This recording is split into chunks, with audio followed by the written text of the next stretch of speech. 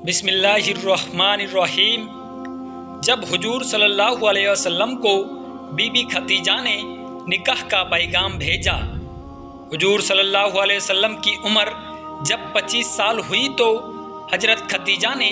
اپنا کچھ تجارتی سامان حضور صلی اللہ علیہ وسلم کو دے کر شام شہر کی طرف بھیجا۔ حضرت خدیجہ نے حضور صلی اللہ علیہ وسلم کے ساتھ اپنے ایک غلام میسرہ کو کر دیا۔ میسرہ غلام نے راستے میں حضور صلی اللہ علیہ وسلم کے ساتھ بہت ساری عجیب و غریب چیزیں دیکھی۔ انہوں نے دیکھا کہ پورے راستے بھر 2 فرشتوں نے حضور صلی اللہ علیہ وسلم پر بادلوں کا سایہ کر رکھا ہے، جس کی وجہ سے انہیں کوئی دھوپ نہیں لگ رہی ہے۔ اسی طرح شام ملک میں ایک عیسائی راہب نے جب حضور صلی اللہ علیہ وسلم کو اس پیڑ کے نیچے بیٹھا دیکھا کہ جہاں صرف نبی ہی بیٹھ سکتا تھا، اگر کوئی بھی عام انسان اس پیڑ کے نیچے بیٹھتا تو اس کے ساتھ کوئی نہ کوئی مصیبت ضرور آ جاتی۔ تو اس راہب نے جب حضور صلی اللہ علیہ وسلم کو اس پیڑ کے نیچے آرام سے بیٹھا دیکھا تو اس نے میسرہ غلام سے کہا کہ اے لڑکے، یہ تمہارے ساتھ آیا آدمی کوئی عام انسان نہیں ہے، بلکہ یہ آنے والی نسلوں کا نبی ہے۔ یہ وہی انسان ہے کہ جس کا ساری دنیا انتظار کر رہی ہے، اور اس نبی کے ظاہر ہونے کا وقت قریب آ چکا ہے۔ اسی طرح حضور صلی اللہ علیہ وسلم جب اس تجارتی سفر سے واپس لوٹے تو آپ کی سواری قافلے میں سب سے آگے تھی، اس لیے حضور صلی اللہ علیہ وسلم جلد ہی مکہ پہنچ گئے اور باقی قافلے والے پیچھے ہی رہ گئے۔ جس وقت حضور صلی اللہ علیہ وسلم مکہ میں داخل ہوئے تو وہ دوپہر کا وقت تھا، اور حضرت خدیجہ اس وقت اپنے گھر کی چھت پر کچھ کام کر رہی تھی کہ اچانک ان کی نظر ایک کالے بادل پر پڑی کہ جسے 2 فرشتوں نے اپنے ہاتھوں میں اٹھائے رکھا تھا، اور وہ 2 فرشتے اس کالے بادل کے ذریعے کسی انسان پر سایہ کیے ہوئے تھے۔ وہ انسان اپنے اونٹ پر بیٹھا دھیرے دھیرے مکہ کے اندر داخل ہو رہا تھا۔ دوری کی وجہ سے حضرت خدیجہ اس انسان کو پہچان نہ سکی،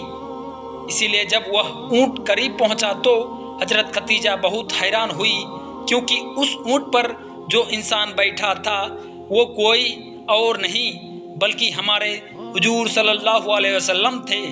کہ جن پر 2 فرشتوں نے کالے بادلوں سے سایہ کر رکھا تھا۔ حضرت خدیجہ یہ دیکھ بہت حیران ہوئی، اور جب حضور صلی اللہ علیہ وسلم گھر پہنچے اور حضرت خدیجہ کے سامنے سارا تجارتی سامان رکھا تو بی بی خدیجہ نے حضور صلی اللہ علیہ وسلم سے کہا کہ وہ میسرہ غلام کہاں ہے؟ تو حضور صلی اللہ علیہ وسلم نے جواب دیا کہ ابھی قافلہ پیچھے ہے، انہیں آنے میں کچھ وقت لگے گا، اور میسرہ اسی قافلے کے ساتھ ہے۔ تو حضرت خدیجہ نے کہا کہ آپ پھر سے واپس جائے اور میسرہ غلام کو بلا کر لائے۔ حضرت خدیجہ نے یہ بات حضور صلی اللہ علیہ وسلم سے اسی لیے کہی تھی کیونکہ وہ